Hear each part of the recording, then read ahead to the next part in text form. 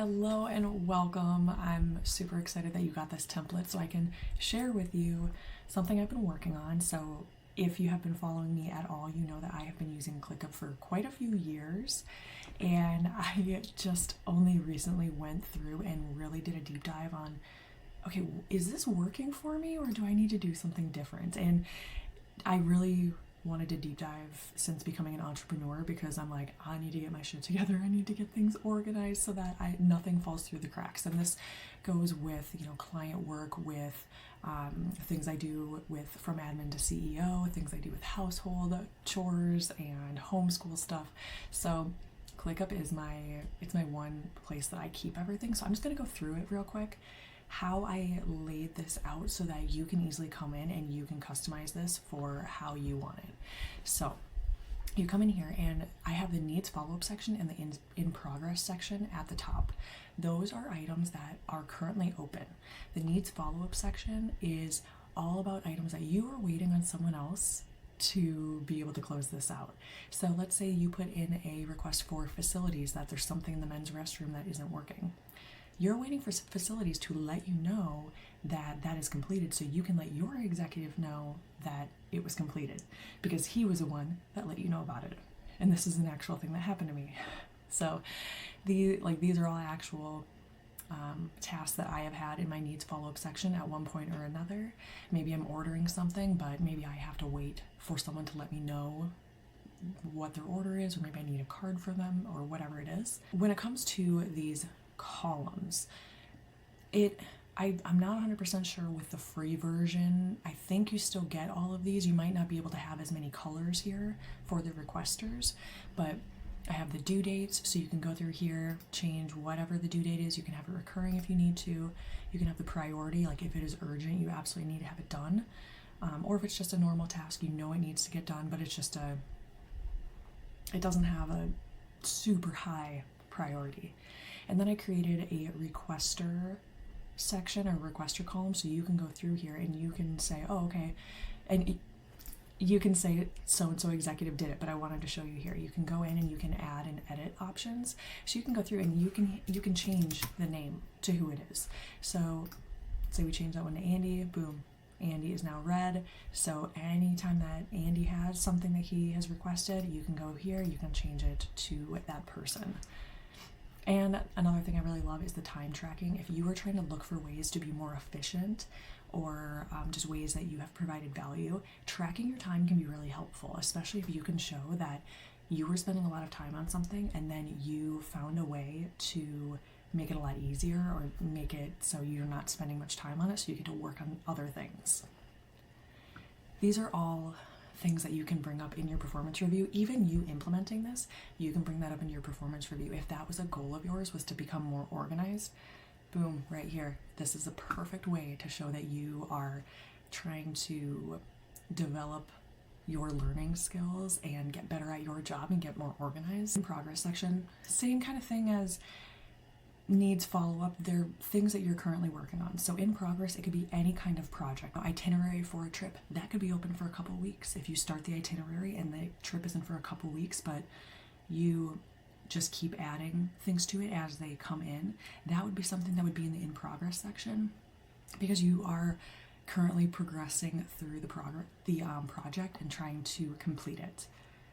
So then let's go down to this is something I just added. I don't know why it took me this long, but I'm kind of obsessed with this because it makes it so much easier for my brain to be like, okay, these are my daily tasks. These are the items I need to work on weekly. These are the items monthly. You get it. So when it comes to daily tasks, these are the items I will put, obviously, that I need to do every single day. And then what I have done is, and you can do this too, but I went in here and I wanted to show you as an example. So I have a due date I made it seem like I already did the task today, so it says that I have to do this tomorrow. So what you can do is you can come into the due date and you can do it recurs every day, or you can change it to however you want here.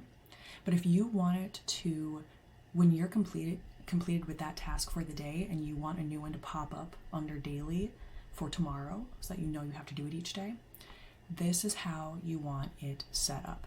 You want daily on schedule, so you want it, it's going to recur on schedule. Not when it's complete, it's going to recur on schedule. So no matter what, you're going to have a new task pop up, even if you didn't click out of the one yesterday.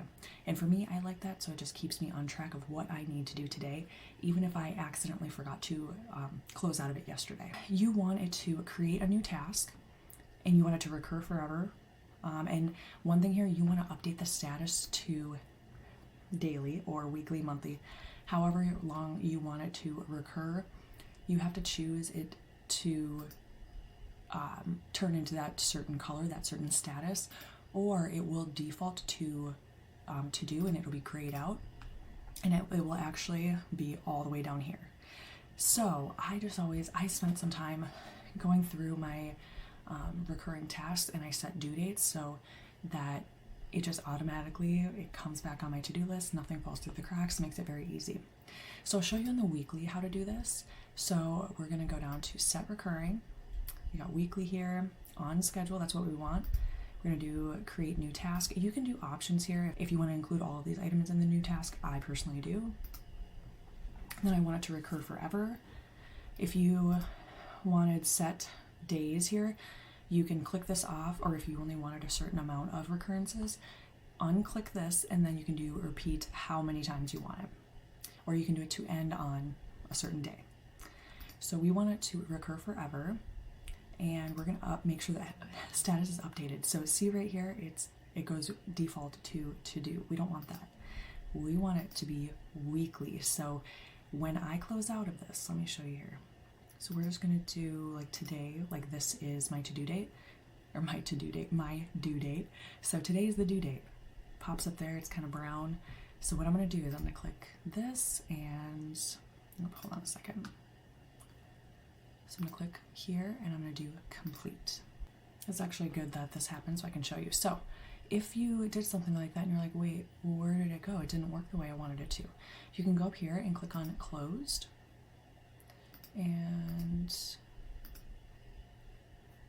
you're gonna toggle this on tasks. So now what you can do is you can see everything that you have completed. So let's see, check calendars for conflicts accordingly. This must not have, it didn't save. I don't think it's saved. Nope. Nope, see, it's still not popping up. I don't know why that's doing duplicates there. Sometimes ClickUp will do this. I just go in and I delete, especially when I'm adding new recurrences. You might notice that things pop up. I just delete one task. I think it's maybe ClickUp getting confused with trying to do the recurrences, and you're testing things and all of that. So let's go back up to check the calendar conflicts and move accordingly. So this is perfect that this actually happened. Okay, so I went up here and I went to daily recurring. Well, it's actually supposed to be weekly recurring. So that might have been what messed things up. So let's save that. As you can see, it's back on here. Look out 45 to 60 days on the calendar for conflicts. Perfect. This goes back under the weekly, and I know that I need to do it by May 2nd. If you go down to monthly, quarterly, annually, it's the same type of thing.